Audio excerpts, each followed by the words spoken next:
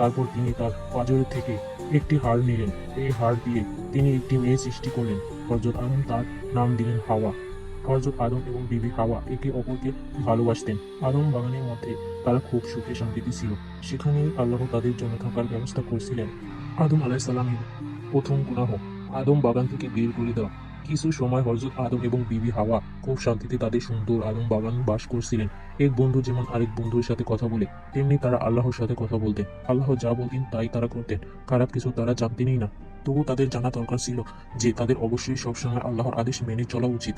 আল্লাহ হযরত আদম এবং বিবি হাওয়াকে বললেন, কেবল একটি গাছের ফল ছাড়া তোমরা এই বাগানের সকল গাছের ফল খেতে পারো, কিন্তু এই গাছটির ফল যদি খাও তবে তোমরা মারা যাবে। আল্লাহর সৃষ্টি প্রাণীদের মধ্যে সাপও ছিল। শয়তান, সেই ইবলিশ যে আমাদের প্রলোভনে ফেলে সেই সাপের রূপ ধরে বিবি হাওয়ার কাছে গেল যেন তাকে পাপে ফেলতে পারে। শয়তান বিবি হাওয়াকে বললেন, তোমরা মরবে না। আল্লাহ জানেন যে যেদিন তোমরা এই ফল খাবে সেদিন তোমরা জ্ঞানী হবে এবং ভালো মন্দ জানতে পারবে। বিবি হাওয়া সাপের কথা শুনলেন। তিনি ফলটার দিকে তাকালেন, ভাবলেন না জানি কি মজা হবে, আর সেটা কি কতই না জ্ঞানী হবেন। আল্লাহর আদেশকে অবহেলা করে সেই ফল পেরে তিনি খেলেন। পরে তিনি হযরত আদমকে অর্থাৎ তার স্বামীকেও দিলেন এবং তিনিও খেলেন। সেই দিন সন্ধ্যায় হযরত আদম এবং বিবি হাওয়া যখন আল্লাহর গলায় আওয়াজ শুনলেন, তখন তারা আগের মতো তার কাছে আসলেন না। তারা ভয়ে ভয়ে লুকাতে চেষ্টা করলেন। তাদের অবদ্ধতার কারণে আল্লাহ বিবি হাওয়াকে বললেন, তুমি ব্যথায় কাতরাতে এবং কষ্ট পাবে।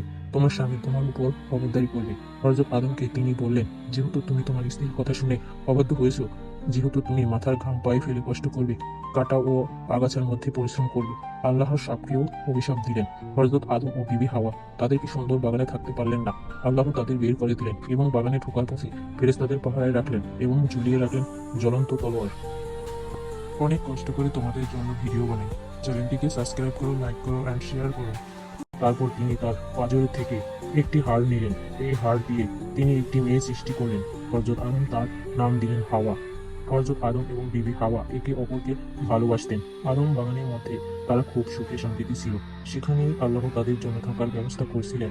আদম আলাইহিস সালামের প্রথম গুনাহ আদম বাগান থেকে বের করে দেওয়া। কিছু সময় হযরত আদম এবং বিবি হাওয়া খুব শান্তিতে তাদের সুন্দর আদম বাগান বাস করছিলেন। এক বন্ধু যেমন আরেক বন্ধুর সাথে কথা বলে, তেমনি তারা আল্লাহর সাথে কথা বলতেন। আল্লাহ যা বলতেন তাই তারা করতেন। খারাপ কিছু তারা জানতেনই না।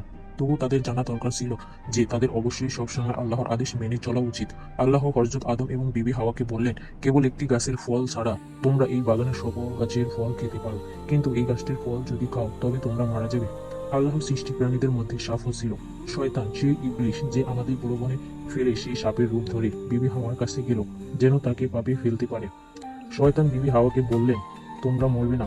আল্লাহ জানেন যে যেদিন তোমরা এই ফল খাবে সেদিন তোমরা জ্ঞানী হবে এবং ভালো মন্দ জানতে পারবে। বিবি হাওয়া সাপের কথা শুনলেন। তিনি ফলটার দিকে তাকালেন, ভাবলেন না জানি কি মজা হবে, আর সেটা কি কতই না জ্ঞানী হবেন। আল্লাহর আদেশকে অবহেলা করে সেই ফল পেরে তিনি খেলেন। পরে তিনি হযরত আদমকে অর্থাৎ তার স্বামীকেও দিলেন এবং তিনিও খেলেন।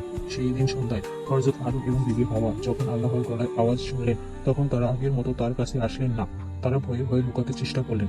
তাদের অবদ্ধতার কারণে আল্লাহ বিবি হাওয়াকে বললেন, তুমি ব্যথায় কাতরাতে এবং কষ্ট পাবে। তোমার স্বামী তোমার উপর খবরদারি করবে। হযরত আদমকে তিনি বললেন, যেহেতু তুমি তোমার স্ত্রীর কথা শুনে অবাধ্য হয়েছো, যেহেতু তুমি মাথার ঘাম পায়ে ফেলে কষ্ট করবে, কাটা ও আগাছার মধ্যে পরিশ্রম করবে, আল্লাহর সাপকেও অভিশাপ দিলেন। হযরত আদম ও বিবি হাওয়া তাদেরকে সুন্দর বাগানে থাকতে পারলেন না। আল্লাহ তাদের বের করে দিলেন এবং বাগানে ঢোকার পথে ফেরেশতাদের পাহারায় রাখলেন এবং ঝুলিয়ে রাখলেন জ্বলন্ত তলোয়ার। অনেক কষ্ট করে তোমাদের জন্য ভিডিও বানাই। চ্যানেলটিকে সাবস্ক্রাইব করো, লাইক করো অ্যান্ড শেয়ার করো।